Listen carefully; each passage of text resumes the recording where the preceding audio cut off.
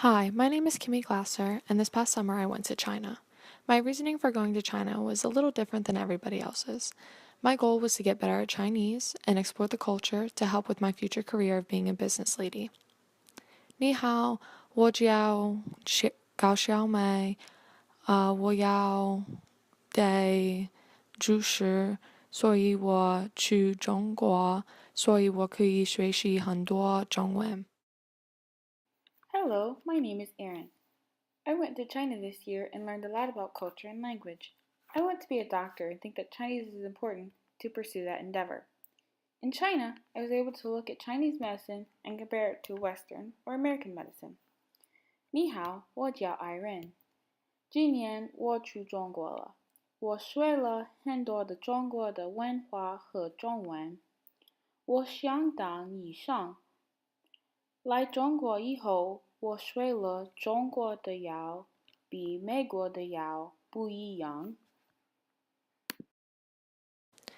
While in China, we asked our fellow Delaware classmates a couple questions that would help with our future project. The first question was, do you plan to continue learning Chinese in college? A majority of students said yes. 93.8% said yes, in fact, and only 6.3% said no. The next question was, what major would you like to pursue in college? While there was a lot of different careers that people want to pursue, a majority of them think that by learning Chinese, it'll help them in their future career later.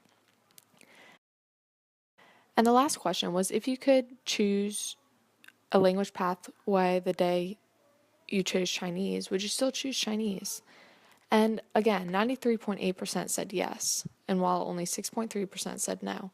This shows that a majority of Delaware students or American students think that learning Chinese will help later in their careers. While we knew the students from Delaware had studied Chinese for 2 to 6 years, we began our inventory of the Chinese ambassadors by understanding how long they had studied English. In China, many start learning English in primary school, as shown here.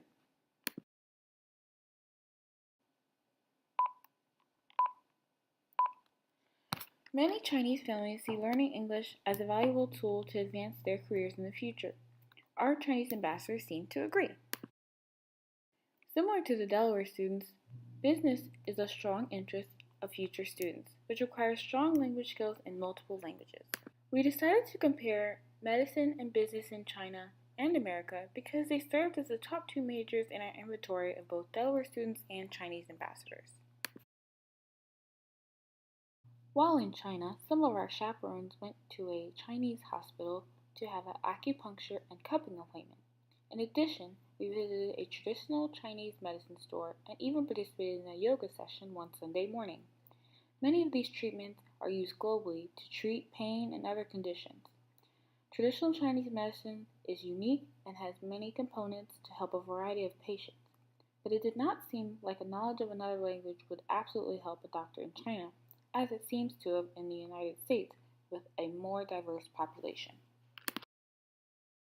In researching medicine in the United States, I learned that Western medicine focuses on fixing the problem in one area of the body, which is different from the seemingly holistic approach in China.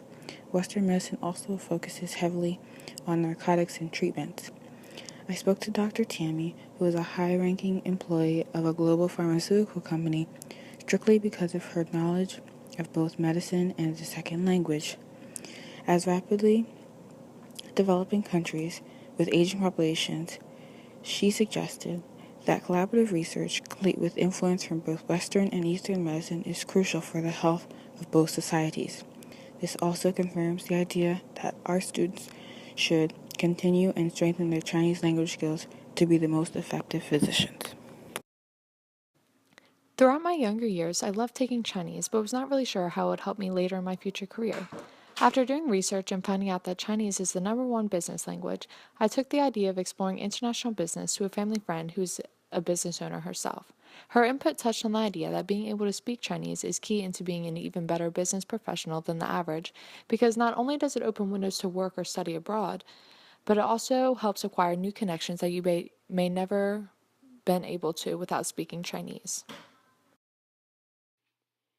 The study of Chinese and partnerships with Chinese businesses like Guangxiang are imperative to the future of students in Delaware and in China. We thank them for this opportunity.